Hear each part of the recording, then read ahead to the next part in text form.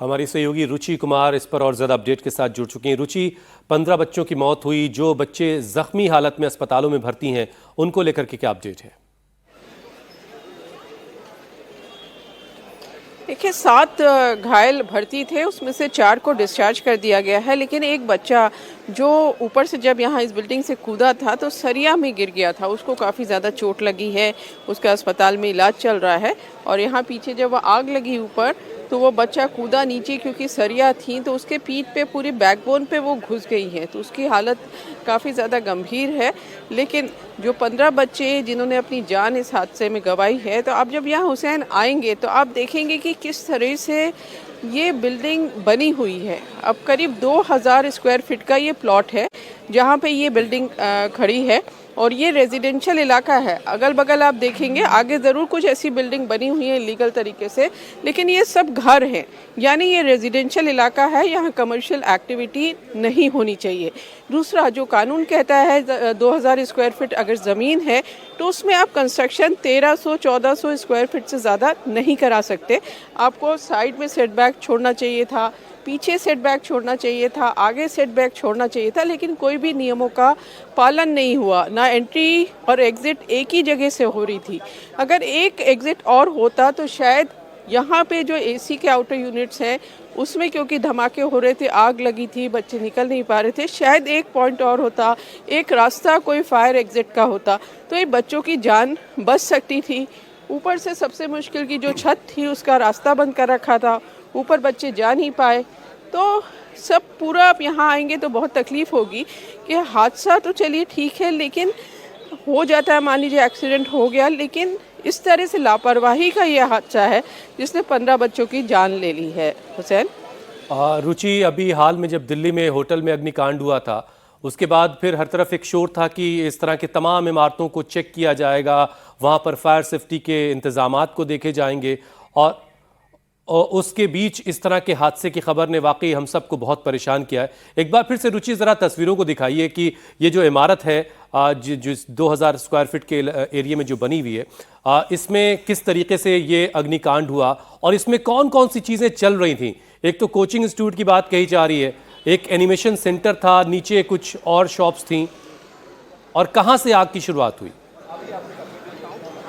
कि ये जो बिल्डिंग है इसमें नीचे एक बेसमेंट है था, और उसके ऊपर जो है वहाँ पेट सेंटर चलता था, पेट क्लिनिक और सेंटर चलता था। यहाँ पे जैसे कोई पेट किसी के पास है, उसको बाहर जाना है तो यहाँ रख के भी चला जाता था, उनको पैसे लेके रख लेते थे। तो इस तरह से नीचे तो पेट सेंटर था, बेसमेंट, और ऊपर बाहर आपको यहाँ पे सब दिखाई देगा, जो डॉग्स को खिलाने का फूड है, ये सब आपको यहाँ पैकेट्स दिखाई देंगे। इसके बाद यहाँ सीढ़ी है, ये जो सीढ़ी है ये ऊपर ले जाती है आपको।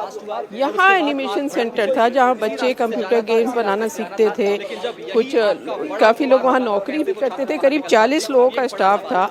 और सोचिए, कल एक जो वहाँ का बच्चा था उसकी बर्थडे भी थी, तो जो लंच हुआ तो लंच के बाद उसको बर्थडे विश की गई, ये हुआ कि शाम को बर्थडे सेलिब्रेट किया जाएगा, लेकिन वो नौबत नहीं आई।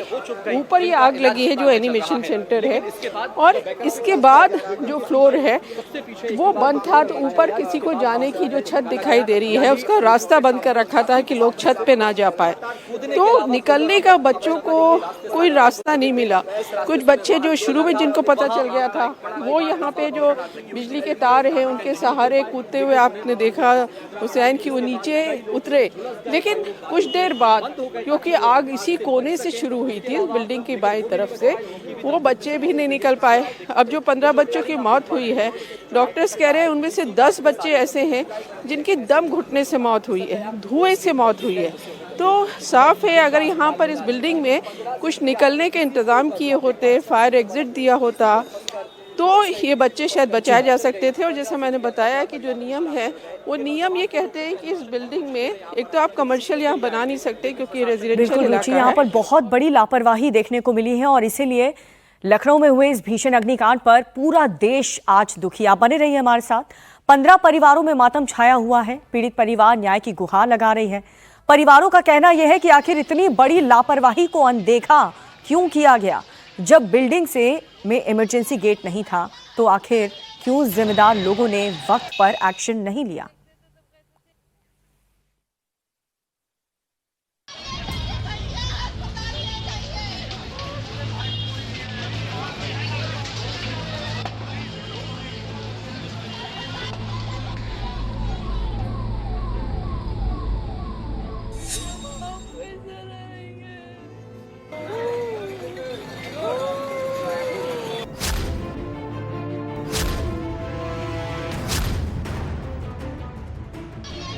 मौत का क्लासरूम, लपटों में जिंदा जले मासूम। लाठी सहारा चला गया। सच में बहुत दर्द देखते थे तब कहते थे कैसे रहेंगे, इनका बच्चे की होगी कैसे रहेंगी, अब हम कैसे रहेंगे, कैसे रहेंगे। कोचिंग में अग्निकांड, 15 की गई जान। लेकिन इतनी ज़्यादा आग लगी थी हम लोग कोई सहायता कर ही नहीं पाए। ऊपर से चार छात्र जो है केबिल पकड़ के किसी तरह नीचे आ पाए और बाकी जो एक कर्मचारी थे ऊपर से कूदे तो उनकी जो है रीढ़ की हड्डी टूट गई। हादसा इतना भयंकर था कि 15 घरों के चिराग बुझ गए। जिस बच्चे को पढ़ा लिखा कर बड़ा आदमी बनने के सपने देखे थे, वो आग की लपटों में खाक हो गए।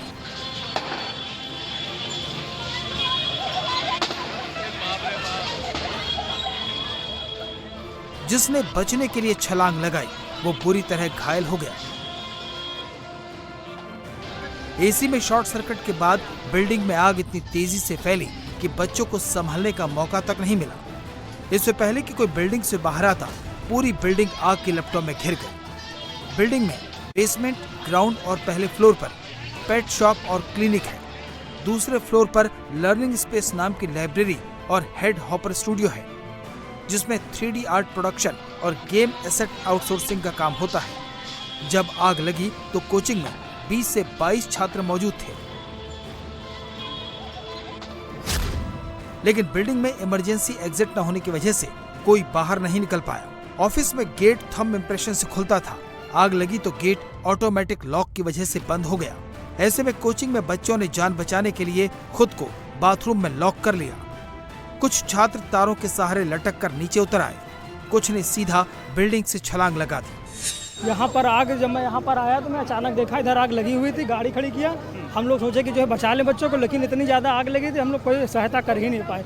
ऊपर से चार छात्र जो है केबिल पकड़ के किसी तरह नीचे आ पाए और बाकी जो एक कर्मचारी थे ऊपर से कूदे तो उनकी जो है रीढ़ की हड्डी टूट गई। अगर यहाँ पे दूसरा रास्ता तो हो सकता बच्चे बच जाते, जो 20 लगभग 20 बच्चों की जो मौत हुई हो सकता बच जाते। एंट्री और एग्जिट एक ही है, जाने का आने का एक ही रास्ता, जाने का एक ही रास्ता था, इसीलिए बच्चे एक भी बच्चा बच नहीं पाए। सब बच्चे जो टॉयलेट में अंदर घुस गए थे वो भी जो धुआं के कारण जो है सब जो है उसमें मृत्यु हो गई। जो लोग बाहर निकल करके आए उनको भी चोटें बहुत ज्यादा लग गई। बहुत ज्यादा चोटें हैं सर, बता रहा हूँ। एक जो ऊपर से जो उस पे यहाँ पे सीढ़ी लगी हुई थी, यहाँ पे जो गिरे हैं तो उनकी हड्डी जो है टूट गई थी एकदम। 15 में से एक छात्र आदित्य भी था, जो 3D आर्ट प्रोडक्शन और कोडिंग का काम करता था। जब आग लगी तो आदित्य ने बचने की खूब कोशिश की, घर वालों को फोन भी किया, लेकिन प्रशासन की लापरवाही ने उसकी जान ले ली। आज परिवार वाले बोल रहे हैं कि काश उन्होंने उसे वहां भेजा ही न होता तो उनके जिगर का टुकड़ा जिंदा होता। 2 बजे गया था, 2 बजे लगी करीब, 2 बजे लगी है और 5 बजे के बाद बुझा पाए। आप सोचिए इतनी देर में तो कौन नहीं खत्म हो जाएगा। 15 बच्चे खत्म हुए, उसमें हमारा भी बेटा था। 15 लोगों की दुनिया उजड़ गई। मैं बुढ़ापे लाठी सहारा चला गया।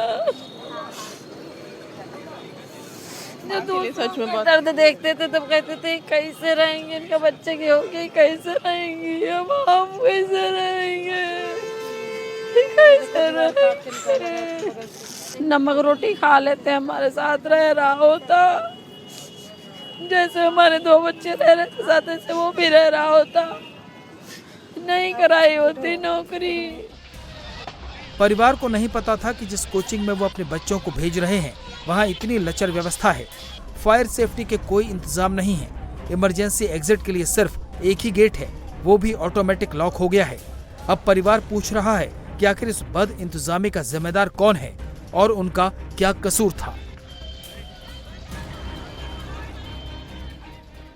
जनवरी में जॉब लगी थी, आज 2 साल पहले, 2 साल से वो वहीं ट्रेनिंग किया था। उसने कई बार दिखाया था, मम्मी ये मेरा ऑफिस है, यहाँ पे काम करता हूँ। जब लेके जाता था मम्मी यहाँ मेरा ऑफिस है, बस इसके आगे नहीं जानते थे अंदर कैसा क्या बना क्या नहीं बना। अब सुन रहे हैं 3 तरफ से दीवारें हैं, एक तरफ से केवल शीशे लगे हुए हैं। हादसा हो गया, इसका जिम्मेदार कौन है?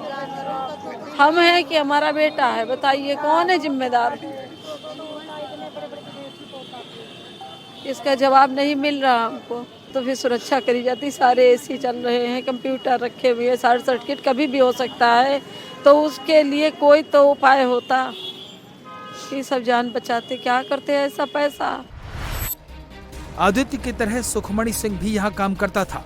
जब आग लगी तो सुखमणि के परिवार को कॉल लगाया, उसे बचाने की गुहार लगाई। परिवार भी जितना जल्दी हो सका वहाँ पहुँचा, लेकिन बेटे का फोन फिर नहीं उठा। 2:36 के करीब मेरे पास फ़ोन आया था उसका कि जो है पापा मुझे बचा लीजिए, यहाँ आग लग गई। तो वो आलमबाग बस अड्डे के पास रहते हैं, वहाँ से आए। तो रास्ते में भी हम लोगों ने फायर ब्रिगेड को फ़ोन किया, पुलिस वालों को फ़ोन किया। तो उसके बाद यहाँ पर आए तो इंतज़ाम चल रहे थे, लेकिन अभी तक हमारे को सूचना नहीं दी गई। इधर से मैंने ऊपर जाने की कोशिश की तो उधर से भी धकेल दिया गया था। अभी बड़ी मुश्किल से यहाँ तक आया। आपने ये तो कहा होगा कि बाहर भागो, कुछ करो। वो फंसा हुआ था, बस खाली उससे बात हुई, बात कट गई हमारी। उसके बाद फ़ोन ही नहीं लगा। तब से बताया था कितने लोगों के फ़ोन पे घंटी जा रही लगा।